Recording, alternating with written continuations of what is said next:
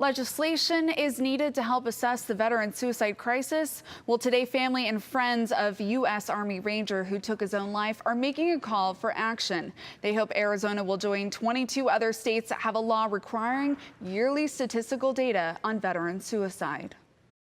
Army Ranger Antoine Castaneda joined the Army after 9/11 and served multiple tours in Iraq and Afghanistan. After he came home from the Army, he suffered with PTSD and I believe a traumatic brain injury, and he sought help constantly through the Phoenix VA. Smith said she started noticing signs of withdrawing in 2013, around 2 years before his death. And I would go into the house and all the shutters were closed on the window, and that was never him. And I'd walk around and start opening the shutters, and he would go behind me and start closing them.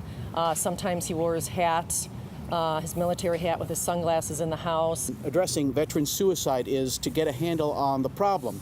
And you can't really get a handle on the problem unless you know how large the extent it is. And in researching this, we found that there's no consistent statistical data on veteran suicide. According to ASU research released last November, veterans are 4 times more likely to commit suicide compared to non-veterans in Arizona, which was a strong contrast to the VA's 2016 research that showed a 22% higher incidence of suicide among veterans. I mean, that's something that we want to do, is breaking that stigma that it's weak to seek help. We want people to know that there's resources, that there's people there, that everyone is here to support veterans. Castaneda leaves behind a lasting memory. Antoine was an excellent father. He was a stay-at-home dad. He would cook breakfast for the 2 little girls every morning, Vanessa and Viviana, and he loved his little girls.